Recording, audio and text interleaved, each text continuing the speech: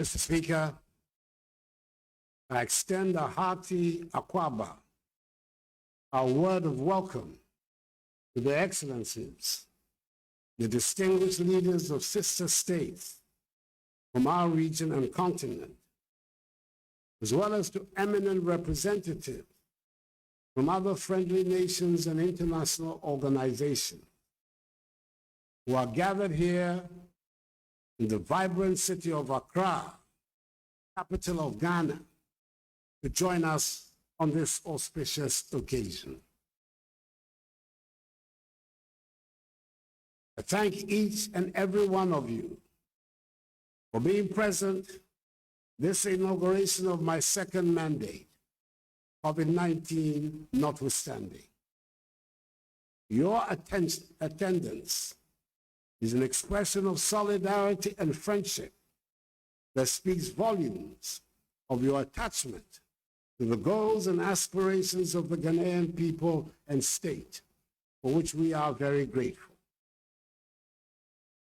I must at the outset express my warm congratulations to my good friend and colleague of many years in this House, the Right Honorable Alban Sumana Kingsford Bagbin, on his assumption of office as the Speaker of the 8th Parliament of the Fourth Republic. Nearly 3 decades of devoted service to Parliament by you has culminated in this moment, which has seen your elevation to the 3rd great office of state of our nation.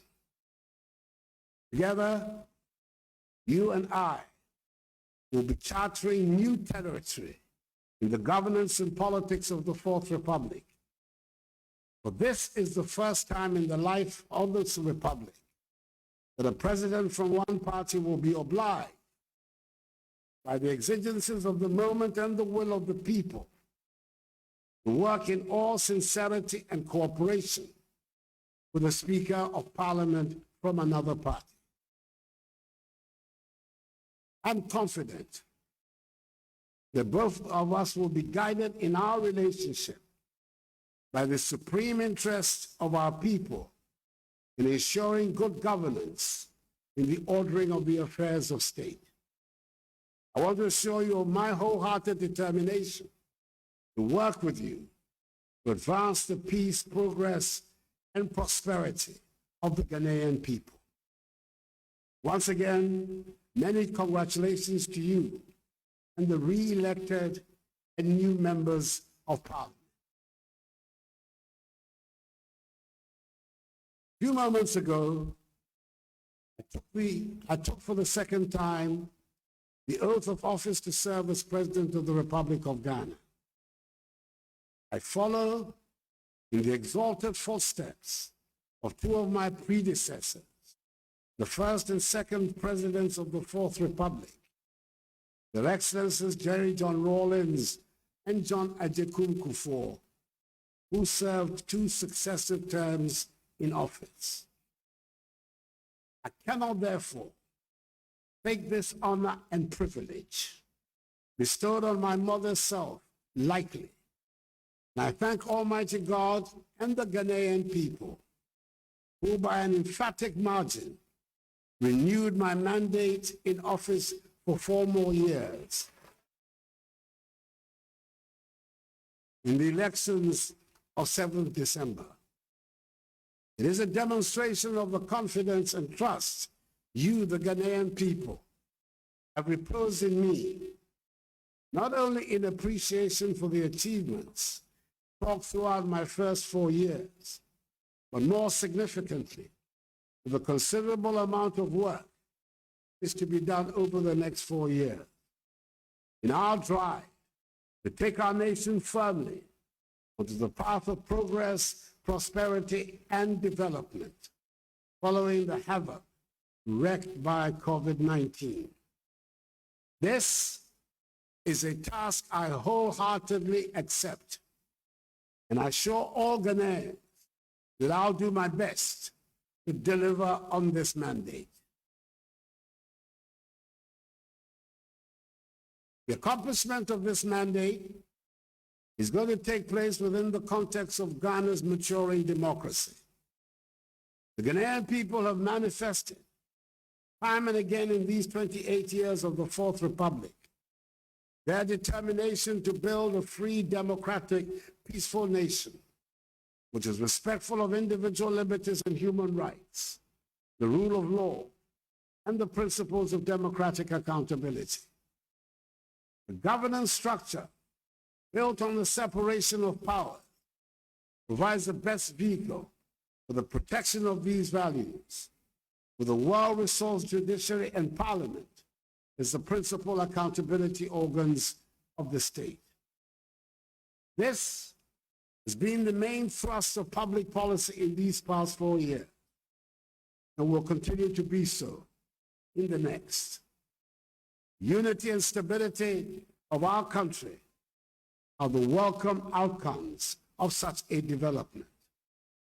This is how we can ensure, in the words of one of the great figures of Ghanaian nationalism, the illustrious Joseph Boachi Dankwa, that we have, quote, a system of government under which those who are in control of government are under the control of those who are governed, unquote. Mr. Speaker, the sheer can-do spirit of the Ghanaian, which I have witnessed all my life, is the bedrock on which we can build the Ghana of our dreams. Indeed, 4 years ago at my first inauguration, I urged all Ghanaians to be, and I quote, citizens and not spectators, unquote. I appeal to you to be active participants in the effort to help build the Ghana we want, the democratic, free, prosperous, and united Ghana, envisaged by our founding fathers as the Black Star of Africa. In my first term as president, I was able to count on the contribution of all citizens in attempting to create this Ghana. What I have seen these last 4 years is further evidence, if any were needed, that the Ghanaian will no longer accept poverty and deprivation as his or her portion, but is rather determined to work to chart a path of growth and development for himself or herself. Today, our economy, even in the face of the global pandemic of COVID-19, continues to show resilience and a much faster rate of recovery than originally envisaged, and was indeed one of the fastest growing economies in the world in 2020. Ghana remains one of the most attractive destinations on the continent for direct foreign investment, with the presence in the country of some of the world's largest conglomerates attesting to this fact. Establishing a strong economy, undergoing structural transformation to value-added activities, which will generate jobs for our young people and enhance their living standards, will be the main preoccupation of my second term. Together, we're ensuring that the basic tenets of social justice are met. Many said it was beyond us, but we have ensured that financial considerations no longer determine the fate of the Ghanaian child.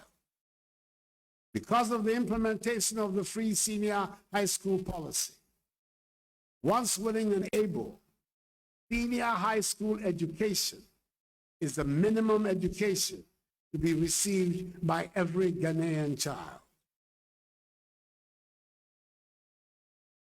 Access to quality health care is no more a luxury ordinary people cannot afford, following the revival of the National Health Insurance Scheme. Our aim is to reach universal health coverage as soon as possible. Food production has increased significantly, and a conscious effort has been made to improve the living standards of our farmers. The newly constructed warehouses dotted across the country are storing the surpluses for export to our neighbors, and the program for planting for food and jobs has become the veritable rock on which the successful future of our agriculture is being built. Our roads are being constructed at a much faster pace than before. And yes, I acknowledge that there are still many more kilometers to construct. We defined last year as the year of roads. This year will be the second year of roads. As we continue with our focus on dealing with the deficit in our road infrastructure, the development of our rail sector, on which considerable resources and energies are being devoted, will open up the country and lead to the creation of a more connected society that will also help realize the goal of regional and continental integration. The arrival of COVID-19 drove home the lesson to all of us that we have to be self-reliant. The pandemic has emphasized the fact that we cannot continue to be living on edge in a day-to-day economy. This is dangerous for our survival. It is important that we set up buffers of protection in all aspects of our lives. So when there was a shortage in the supply of personal protective equipment, at a time when they were being sold at extortionist prices on the world market, the enterprise of the Ghanaian shone through. We produce right here in Ghana our own sanitizers, face masks, medical scrubs, gowns, liquid soap, amongst others. We can indeed build a Ghana beyond aid if we make full use, as we must, of the enterprise and ingenuity of our people, especially our young people. The prominent role being played by young people in the digitization journey of our nation is strong proof of the feasibility of this objective. And Ghana is set to become one of the most digitized economies in Africa in the next few years. In this same vein, I expect the locally produced Eku juice, one of the results of government's one district, one factory flagship policy, to replace rapidly the imported fruit juices on the shelves of our supermarkets. Not because anyone will so decree, but because the quality of the locally produced one is as good, if not superior. I doubt, Mr. Speaker, that anyone would ordinarily mention Akweteshi, the local gin, as a possible item on the world market. Cannot vouch for its taste or potency, since I gave up alcohol many years ago. But I can say that the made in Ghana and beautifully packaged Eku I have recently seen can compete in the most sophisticated markets in the world. My boundless confidence in the energy of the Ghanaian makes me believe that we can become the prosperous nation we aspire to and soon. We have good reason to be proud of what we have been able to achieve so far. Speaker, we know that the democracy we seek to build and entrench in Ghana will ultimately succeed to build a prosperous nation, and our people are at peace with themselves and with the world. I pledge before this august house and the good people of Ghana that I will do all I do will be for the common good. And with a firm foundation laid in my first term of office, we shall take a significant step towards reducing the infrastructure deficit that has placed us all throughout our nation. The remaining 15% of our communities without electricity will be covered by the end of my second term. We have already begun constructing hospitals in the remaining districts that do not have one, a process which will be completed within the year. The percentage of Ghanaians without access to potable water is set to reduce significantly following the commencement of work on a number of water supply projects across all parts of the country. The majority of our people live in unacceptable housing, and we shall tackle the problem with vigor. With discipline and caution, just as we have done since March 2020, we in Ghana can continue to reduce the number of active cases of COVID-19, which currently stands at a little over 900. Open up our country again to the rest of the region, continent, and the entire world. We've taken the bold step of reopening all our schools again because our fundamental conviction that education is the key to our future. We will do everything possible to ensure not only the safety of the children, but of teachers and non-teaching staff as well.